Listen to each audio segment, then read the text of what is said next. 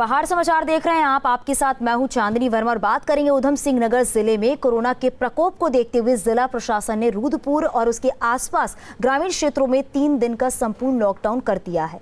16 जुलाई की रात 12 बजे तक संपूर्ण लॉकडाउन रहेगा। प्रशासन ने साफ किया है कि लॉकडाउन के नियमों का उल्लंघन करने वालों के खिलाफ सख्ती से निपटा जाएगा।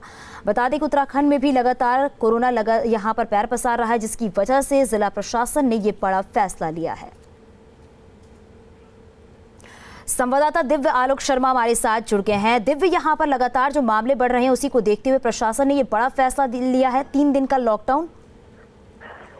जी, आपको बिल्कुल बता दें कि ये जो उधम सिंह नगर है ये उत्तर प्रदेश के मुरादाबाद, बरेली, पीलीभीत और बिजनौर जनपद के बॉर्डर से लगता है। और चूंकि इंडस्ट्रियल एरिया है, बहुत सारे लोग उत्तर प्रदेश के यहाँ आकर के फैक्ट्रियों में काम करते हैं, मजदूरी करते हैं और इंडस्ट्री से जुड़े हुए हैं। तो जिस कारण लोगों का यहाँ आना जाना होता है और उसी कारण से यहाँ पर बहुत तेजी से कोरोना के पेशेंट बढ़ रहे हैं। इसको देखते हुए प्रशासन ने कहीं ना कहीं सतर्कता बरतते हुए अब जो है 3 दिन का 72 घंटे का लॉकडाउन, संपूर्ण लॉकडाउन लागू किया है, जो रात 12 बजे से था और ये 16 तारीख को रात 12 बजे तक रहेगा।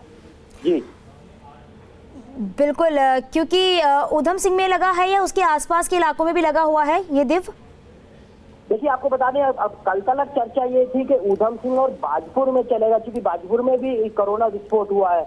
लेकिन अभी प्रशासन ने उधम सिंह नगर के रुद्रपुर जो शहर है वो और उसके आसपास का जो ग्रामीण क्षेत्र है अभी उसी में संपूर्ण लॉकडाउन लागू किया है। आगे जैसी स्थितियां बनेंगी उस तरह से विचार किया जाएगा। जी शुक्रिया इस पूरी जानकारी के लिए। तो देखिए 72 घंटे का ये लॉकडाउन है, क्योंकि लगातार जो मामले बढ़ रहे हैं उसी को देखते हुए प्रशासन ने ये बड़ा फैसला यहाँ पर लिया है और यहाँ पर साफ तौर पर कहा गया है कि जो भी नियमों का उल्लंघन करेगा उसे सख्ती से निपटा जाएगा।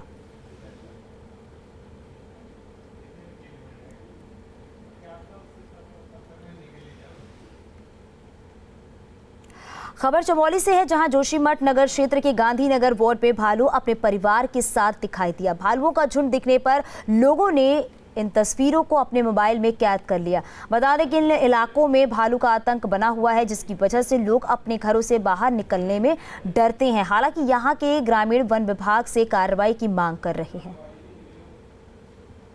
तस्वीरें भी आपको दिखा रहे हैं कि लोगों को दिखा है भालुओं का ये झुंड, और जिसकी वजह से लोग जो हैं वो दहशत में हैं। लोग अपने घरों से बाहर नहीं निकलते हैं। यहाँ पर वन विभाग से भी इस पूरे मामले में कार्रवाई करने की बात की गई है, क्योंकि लगातार ऐसी तस्वीरें सामने यहाँ से आती रहती हैं। इसी वजह से लोगों के मन में दहशत है। संवाददाता नितिन सेमवाल हमारे साथ जुड़ गए हैं। नितिन, ऐसी तस्वीरें कई बार आ चुकी हैं, वन विभाग से यहाँ पर कार्रवाई की भी मांग की गई है, आगे क्या कुछ जानकारी? जी, मैं आपको बताना चाहूंगा कि लगातार चमोली जनपद का जो जोशीमठ क्षेत्र है वहाँ पे ये भालू है वो रियासी इलाकों में दिखाई दे रहा है। पिछले कुछ दिन पहले परसारी वार्ड में दिखाई दिया था और कल ये गांधीनगर वार्ड में दिखाई दिया है। और गांधीनगर वार्ड मुख्य बाजार के पास में ही है और वहाँ पे इस तरीके से भालू का आ जाना कहीं ना कहीं लोगों के लिए एक दहशत भरा माहौल जरूर है। लोगों ने वन विभाग को इस बारे में सूचना भी दी है कि वो यहाँ पे पिंजरा लगाए और भालू को कैद करने की कोशिश करे। लेकिन जिस तरीके से भालू पूरे परिवार के साथ दिखाई दे रहा है वो एक चिंता का विषय है, क्योंकि पहाड़ों में धीरे धीरे फसलें तैयार होती है और फसलों को खाने के लिए कभी कभी भालू रिहायशी इलाकों तक पहुंच जाता है और जिससे कई बार लोगों पर भालू हमला भी कर चुका है। जोशीमठ क्षेत्र की अगर बात करें तो यहाँ पे कई लोगों को जख्मी कर चुका है, लेकिन उसके बाद भी वन विभाग के द्वारा अभी तक कोई ठोस पहल नहीं की गई है, जिसमें लोगों में नाराजगी भी दिखाई दे रही है। जी नितिन, यहाँ पर यह भी है कि जिस तरीके से भालुओं का झुंड जो है रिहायशी इलाके में जब इनका रुख होता है तो जाहिर तौर पर लोगों में दहशत है। प्रशासन की तरफ से क्या कुछ यहाँ पर किया जा रहा है? जी, अगर बात करें तो जिस विभाग से संबंधित ये पूरी घटनाएं हैं, चाहे वो वन विभाग की बात हम कर लें तो यहाँ पे वन विभाग को चाहिए कि गश्त को बढ़ाया जाए या पिंजरा लगाया जाए, लेकिन वो चीजें अभी दिखाई नहीं दे रही है। वन विभाग ने इस और कोई ऐसी पहल भी नहीं की है कि वो भालू को पकड़ना चाहिए या वहाँ से भगाने की कोशिश करे। अभी वन विभाग के अधिकारियों का ये कहना है कि हम गश्त बढ़ाएंगे, पिंजरा लगाएंगे, लेकिन ऐसा अभी तक धरातल पर कुछ नहीं दिखाई दे रहा है। और सबसे बड़ी बात यह है कि वहाँ से स्कूली बच्चे भी गुजरते हैं और बूढ़े बुजुर्ग भी गुजरते हैं। अगर अचानक भालू ने किसी पे हमला कर लिया तो इसकी जिम्मेदारी किसकी होगी, ये सबसे बड़ा सवाल है। लेकिन वन विभाग इस पूरे मामले में अभी भी लापरवाह बना हुआ है। जी नितिन, आपने भी बताया है कि वहां से स्कूली बच्चे भी जाते हैं, बुजुर्ग भी जाते हैं, तो क्या वन विभाग किसी बड़े हादसे का इंतजार कर रहा है क्या? जी, जिस तरीके से लग रहा है कि अभी तक पिंजरा नहीं लगाया गया है, गश्त नहीं बढ़ाई गई है, तो उससे तो यही लगता है कि वन विभाग किसी घटना का इंतजार कर रहा है और घटना घटने के बाद वन विभाग कोई कार्रवाई करता हुआ नजर आएगा। हमने इससे पहले भी कई बार देखा है कि जब लोगों पे हमला भालू कर देता है उसके बाद वन विभाग हरकत में आता है, लोगों की जान चले जाती है और विभाग उस और लापरवाह बना रहता है। तो कहीं ना कहीं इस तरीके की लापरवाही है, इससे सबक लेना होगा। और नितिन, इस लापरवाही की वजह से कई लोगों की जान भी जा सकती है अगर प्रशासन की तरफ से यही रवैया जो देखने को मिलेगा यहाँ पर। शुक्रिया इस पूरी जानकारी के लिए नितिन। हल्द्वानी के रानी बाग में 2 महिलाओं का शिकार करने वाले नरभक्षी गुलदार का शिकार करने के लिए शिकारियों का दल लगातार कॉम्बिंग कर रहा है। शिकारियों ने रानी बाग क्षेत्र में गुलदार पर फायर किया, जिससे वो घायल तो हो गया लेकिन घायल अवस्था में ही जंगल की तरफ भाग गया, जिसकी तलाश में शिकारी दल लगातार जुटा हुआ है। आपको बता दें कि काठगोदाम के सोनकोट और गोला बैराज में 2 महिलाओं को गुलदार ने अपना शिकार बनाया था, जिसके बाद से ग्रामीण इस गुलदार को नरभक्षी घोषित करने की मांग कर रहे थे। लेकिन जब गुलदार को सरकार की तरफ से यहां पर नरभक्षी घोषित किया गया तो ग्रामीणों ने राहत की सांस ली। फिलहाल गुलदार को पकड़ने के लिए 2 टीमें लगाई गई हैं। तो दूसरा दिन है, लगातार हम लोग देख रहे हैं जहाँ जहाँ इसके संभावित क्षेत्र थे, जहाँ जहाँ मिलने की संभावना थी, जहाँ इसने घटनाएं की हुई हैं, उन सभी क्षेत्रों को छानते हुए आज हम ये एचएमटी में पहुँचे, क्योंकि आज सवेरे इसने यहाँ की है एचएमटी में हल्की फुल्की एक छोटी सी वारदात की है। और लगता है कि जैसे सुबह के टाइम में ये वारदात कर रहा है तो ये वही गुलदार है जिसने बाकी 2 भी किए हैं घटनाएँ, क्योंकि वो घटनाएँ भी सुबह के टाइम में हुई थी। पिथौरागढ़ के जिलाधिकारी ने सोमवार को जिला अस्पताल में मानसिक स्वास्थ्य परामर्श केंद्र का उद्घाटन किया है और इस दौरान उन्होंने परामर्श केंद्र को दी जाने वाली सुविधाओं का जायजा भी लिया। जिला अधिकारी ने बताया कि कोरोना काल के दौरान वापस लौटे प्रवासियों को हुई मानसिक समस्या से मुक्ति दिलाने के उद्देश्य से इस केंद्र की स्थापना की गई है। उन्होंने परामर्श केंद्र की स्थापना में सहयोग के लिए जिला अस्पताल प्रबंधन, मुख्य चिकित्सा अधिकारी और मानसिक रोग काउंसलर्स का भी आभार जताया है। इस दौरान जिला अस्पताल के सीएमएस ने बताया कि परामर्श केंद्र में 3 काउंसलर नियुक्त किए गए हैं, जो सुबह 8 बजे से दोपहर 2 बजे तक लोगों की काउंसलिंग करेंगे। इस दौरान मानसिक रोगों से जूझ रहे व्यक्तियों का निःशुल्क उपचार किया जाएगा।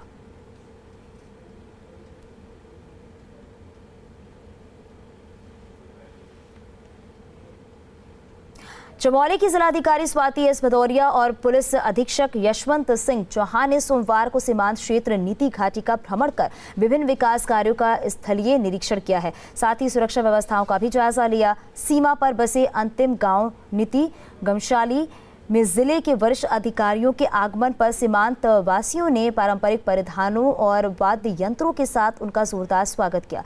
इस दौरान टीएम और एसपी ने नीति गांव से आगे गोटिंग चेक पोस्ट पर पहुंचकर आर्मी मेजर से मुलाकात भी की और सीमा क्षेत्रों के मौजूदा हालातों की जानकारी भी ली। डीएम ने नीति गांव के लोगों की परेशानियां भी सुनी है, उनका समाधान करने का भरोसा जताया है। लोगों ने डीएम के सामने श्रीनगर गढ़वाल से नीति तक बस सेवा शुरू करने, सड़क के सुधारीकरण के साथ ही चिकित्सा सुविधाएं ठीक करने और संचार व्यवस्था सुचारू करने की मांग प्रमुख रूप से रखी।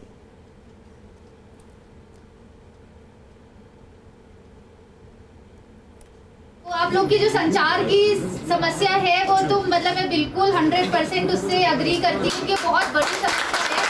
और हमने मतलब ये बल्कि जो हमारे मिनिस्ट्री ऑफ होम में जो हमारे नित्यानंद राय जी, वो हमारे प्रभारी मंत्री भी थे अभी कोरोना काल के लिए, उनसे भी हमने रिक्वेस्ट किया है कि संचार सेवा यहाँ पे शुरू किया जाए। उसके बाद जियो वाले भी हमसे मिलने आए थे, तो वहाँ पे उन्होंने भी आश्वासन दिया है कि उसका ये सर्वे वगैरह कर रहे हैं और इस पे जल्दी जियो के टावर्स यहाँ पे आ जाएंगे। तो चलिए पौड़ी की बात करते हैं। पौड़ी के जिला पूर्ति विभाग में इन दिनों राशन कार्ड धारकों की लंबी कतार लगी हुई है, जिसके चलते सोशल डिस्टेंसिंग का जमकर यहाँ पर मौखाल उड़ाया जा रहा है। एक देश एक राशन कार्ड योजना के लागू होने पर राशन कार्डों की गलतियों को सुधारने और राशन कार्ड पे परिवार का नाम चढ़ाने घटाने के लिए तमाम राशन कार्ड धारक इन दिनों भारी तादाद में विभाग का रुख कर रहे हैं, जिसके कारण कार्यालय और उसके बाहर भारी भीड़ जो है वो देखी जा रही है। भीड़ में ना तो कोई व्यक्ति सोशल डिस्टेंसिंग का पालन करते नजर आ रहा है और ना ही कोरोना के कहर से बचने के लिए मास्क पहन रहे हैं। एसडीएम ने जिला पूर्ति अधिकारी को सोशल डिस्टेंसिंग का पालन कराने के आदेश दिए हैं। और सरकार की तरफ से सबको ही कहा गया है कि जहां भी ऑफिस खुल रहे हैं, जहां भी पब्लिक इकट्ठा हो रही है, दुकानों में, ऑफिसेज में, लोग सोशल डिस्टेंस मेंटेन करेंगे और 2 गज की दूरी बनाने का अपना एक पंपलेट भी चस्पा करें और उसका 100% अनुपालन करें, सैनिटाइज करें, रेगुलर जो है मास्क पहने, ये सभी को अवगत करें। आया है तो बीएसओ को फिर से कहा जाएगा कि आप इसको सुनिश्चित करें। कोरोना संकट के बीच जिलों में मछली पालन आर्थिक स्थिति को मजबूत कर रहा है। पर्यटन नगरी मसूरी से सटे टिहरी जिले के कांडी गांव में मत्स्य पालकों ने लॉकडाउन के दौरान मछली बेचकर तकरीबन 50,000 तक की आय अर्जित की है। सरकार की ओर से इच्छुक किसानों को मछली पालन के लिए तालाब और रेसवेज बनाने में भी मदद दी जा रही है। सरकार की ओर से लॉकडाउन के दौरान चलाई गई स्वरोजगार योजनाओं में यहां के ग्रामीण सोबन सिंह ने मत्स्य पालन कर 50,000 तक की धनराशि जुटाई है। सोहन सिंह ने बताया कि मत्स्य पालन को करीब 2 साल से कर रहा हूं, जिसमें मैंने मत्स्य विभाग के अधिकारियों से अपनी बातें साझा की हैं। उन्होंने बताया कि मत्स्य पालन के लिए सरकार की ओर से ऋण उपलब्ध कराया जा रहा है।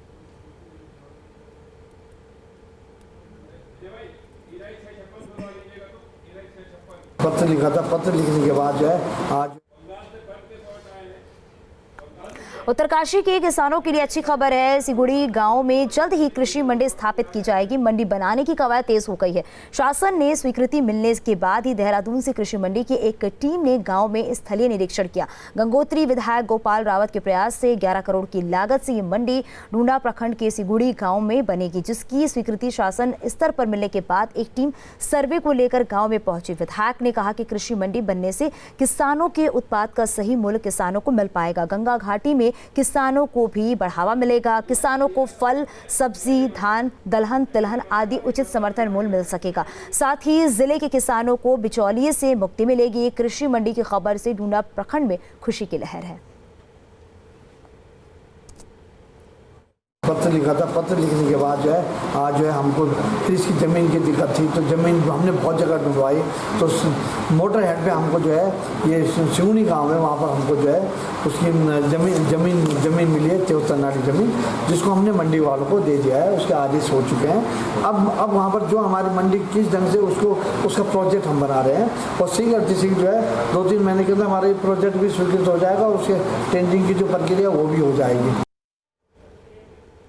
बद्रीनाथ धाम से 3 किलोमीटर आगे भारत का आखिरी गांव माड़ा जल्द ही एक आइकॉनिक विलेज के रूप में दिखेगा। चमोली के मुख्य विकास अधिकारी हंसादत्त पांडे ने इसके लिए गणेश गुफा, व्यास गुफा, भीम पुल और एक गांव में हो रहे नव निर्माण कार्यों का निरीक्षण किया है।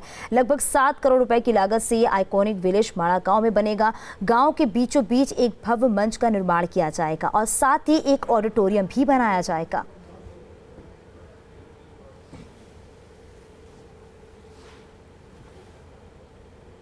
जो माणा का अंतिम गांव है, यहाँ तक सुंदरीकरण के लिए और एम्फी थिएटर के लिए, म्यूजियम के लिए और अच्छी यात्री सुविधाएं यहाँ पे देने के उद्देश्य से भारत सरकार ने BADP के माध्यम से इस क्षेत्र को एक पर्यटन क्षेत्र के रूप में विकसित करने का मन बनाया है।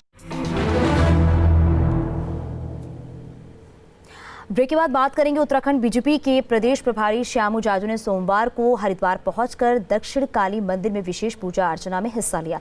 भगवान शिव का रुद्राभिषेक करने के बाद श्याम जाजू ने कहा कि उन्होंने कोरोना से मुक्ति दिलाने और चीन पर विजय प्राप्त करने की कामना की है। 4 धाम देवस्थानम एक्ट मुद्दे पर बीजेपी सांसद अजय भट्ट के सवाल उठाए जाने के सवाल पर उन्होंने सीधा जवाब नहीं दिया। उन्होंने सिर्फ यही कहा कि सरकार इस बारे में सोच रही है। बता दें कि सांसद अजय भट्ट ने 4 धाम देवस्थानम एक्ट मुद्दे पर अपनी ही सरकार पर सवाल उठाए थे। उन्होंने कहा था कि विपक्ष को एक बड़ा मुद्दा मिल गया है, अच्छा हो कि सरकार इस मुद्दे पर एक बार फिर सोचे।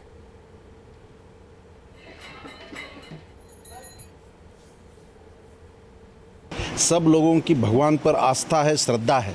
आज देश पर जो संक्रमण काल से देश गुजर रहा है, अलग अलग संकटों से घिरा हुआ है, तो भगवान को यही भगवान के चरण में मैं प्रार्थना करने के लिए आया हूँ, कोरोना से इस देश को मुक्ति दे, चाइना को भी हम विजय प्राप्त करें और पूरे देश में सुख शांति समृद्धि आए। इसी प्रार्थना के लिए आज मैं यहाँ रुद्राभिषेक के लिए आया हूँ। उसको लेकर अजय भट्ट जी ने आपत्ति करी कि उसको पुनर्विचार होना चाहिए। सरकार सोच रही है उसमें। दिल्ली से यहां पर आपको बता दें कि लौटने के बाद बीजेपी के प्रदेश प्रभारी श्याम जाजू एहतियातन होम क्वारंटीन हो गए थे, लेकिन इसके बावजूद वो हरिद्वार के मंदिर में पूजा अर्चना करने पहुंचे।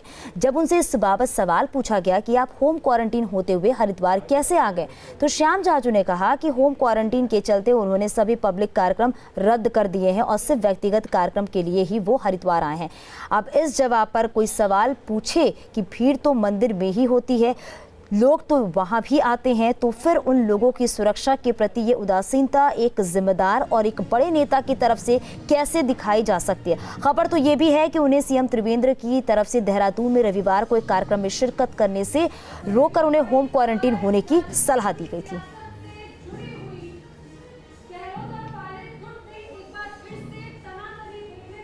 होम क्वारंटाइन की व्यवस्था होने के कारण पब्लिक कार्यक्रम सब हमने कैंसिल किए और आज एक भगवान का जो व्यक्तिगत कार्यक्रम था इसमें मैं आया। तो होम क्वारंटाइन की व्यवस्था होने के कारण पब्लिक कार्यक्रम सब हमने कैंसिल किए और आज एक भगवान का जो व्यक्तिगत कार्यक्रम था इसमें मैं आया।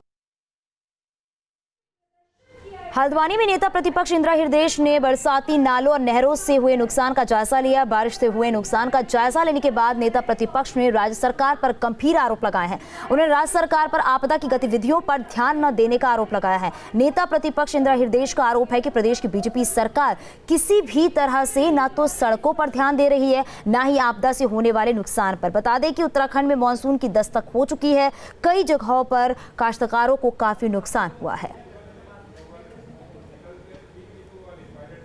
जो कुछ नुकसान हुआ था वो नाले आदि के बहने से, वहाँ का पूरा एस्टिमेट बनाने के लिए कह दिया है। वो तो हम विधायक निधि से बनवा देंगे, लेकिन ज़्यादा खर्चा होगा तो शासन स्तर पर बात करेंगे। सरकार की तैयारी तो कोई भी सड़क बनी, सब जगह सड़क को लेके प्रदर्शन हो रहा है, सब जगह जनता आती दौड़ दौड़ के, मतलब भाई बैठ के प्रदर्शन करो ताकि लोगों को लगे ये सड़क बना ही नहीं रहे। और मैंने सीधा भी कह दिया, आपने एक भी सड़क बनाई हो तो नाम बता दो। ऐसे पूछती हूँ क्योंकि भाई मुझे तो छुट्टी नहीं मिलती थी सड़क बनाने से। कानपुर कांड के बाद उत्तराखंड पुलिस भी चौकन्ना हो गई है। गढ़वाल रेंज के आईजी अभिनव कुमार ने बताया कि उत्तराखंड पुलिस लगातार यूपी पुलिस और एसटीएफ से संपर्क में है। उन्होंने बताया कि उत्तर प्रदेश में अभी भी कई गैंग सक्रिय हैं, लिहाजा उनके बारे में जानकारी जुटाई जा रही है। शिकायतें मिली हैं कि पश्चिम उत्तर प्रदेश के बदमाश उत्तराखंड में भी सक्रिय रहते हैं, लिहाजा यहाँ सक्रिय रहने वाले बदमाशों की गतिविधियों पर ब्रेक लगाने की कार्रवाई की जा रही है। कानपुर कांड में 8 पुलिसकर्मियों के शहीद होने के बाद जिस तरह से विकास दुबे फरार हुआ, उसके बाद उत्तराखंड की सरहदों को सील कर दिया गया था ताकि विकास प्रदेश की सीमा में ना घुस पाए। बता दें कि शुक्रवार को गैंगस्टर विकास दुबे का एनकाउंटर किया गया था। फिलहाल अब प्रदेश की जेलों में बंद खूंखार अपराधियों की जानकारी भी जुटाई जा रही है।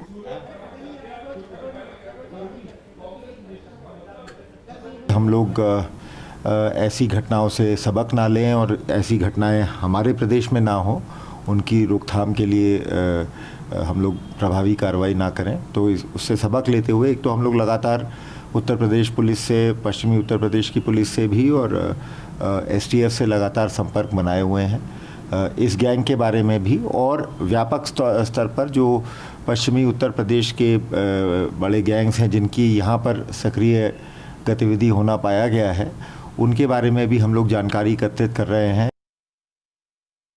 हमारा प्रयास रहेगा कि जो पहले भी ये शिकायत आई है कि उत्तर प्रदेश के पश्चिमी, खासतौर से पश्चिमी उत्तर प्रदेश के कुछ बदमाश यहाँ सक्रिय रहते हैं, तो एक तो उनकी गतिविधियों पे हमको अंकुश लगाना है, और साथ साथ ये जो एक प्रवृत्ति है कि उत्तर प्रदेश के या हरियाणा के या दिल्ली के, पंजाब के बदमाश कई बार अपने अपने क्षेत्र में बड़ी घटना करके यहाँ हमारे यहाँ हरिद्वार में या कई के बाद देहरादून में उनके शरण लेने की बात आई है, तो उस पर भी हम लोग कार्रवाई उनके साथ मिलके करेंगे। उधम सिंह नगर के जिला मुख्यालय रुद्रपुर में इंटेलिजेंस की महिला इंस्पेक्टर के घर हुई चोरी का खुलासा नहीं हो पाया। 7 महीने पहले चोरी हुई, लेकिन अभी कोतवाली पुलिस इस मामले में कोई सुराग नहीं लगा पाई है। बता दें कि रुद्रपुर की अलायंस सिटी 1 कॉलोनी में 5 दिसंबर 2019 को चोरों ने दिन दहाड़े इंटेलिजेंस में तैनात महिला इंस्पेक्टर प्रकाश काम्बोज के घर का ताला तोड़कर करीब 16 तोले सोना और एक LED टीवी, मोबाइल फोन और दूसरे सामान भी चुरा लिया था।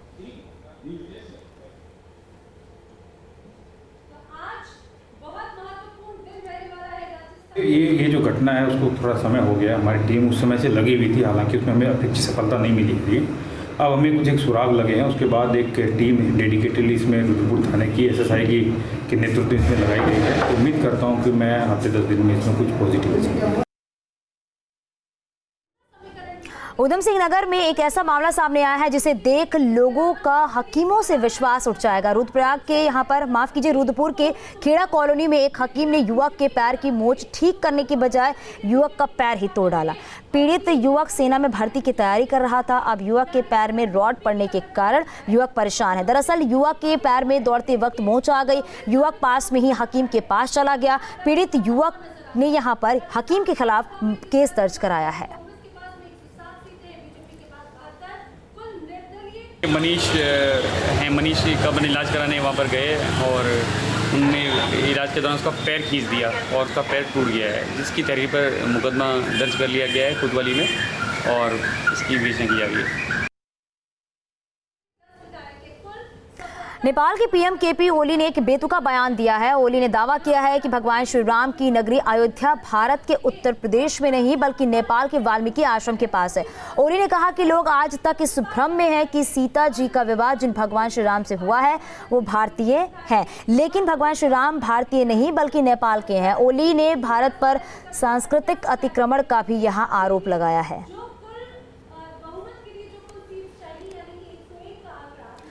तो भारत ने नेपाल में किया है सांस्कृतिक अतिक्रमण और किस तरीके से बेतुका बयान जो है वो सामने आया है। यहाँ पर भगवान श्री राम को भारत का नहीं बल्कि नेपाल का बताया है। यहाँ पर जो नेपाल के PM है। हामीले सीता भारतलाई भारतका राजकुमार रामलाई सीता दी भारतका होइन अयोध्याकालाई दिएको हामीले। अयोध्या भनेको वीरगन्जभन्दा अलिकति पश्चिमपट्टिको गाउँ। यहाँको जनकपुर उहाँको अयोध्या हुन्थ्यो भने कहाँ छोरीको बिहे गर्न खोजेको छ, कसले के गरेको, त्यस बेलाका जमानामा न टेलिफोन न मोबाइल। और यहाँ रुकेंगे थोड़ी देर के लिए, लेकिन खबरें जारी हैं, बने रहिए न्यूज़ स्टेट के साथ।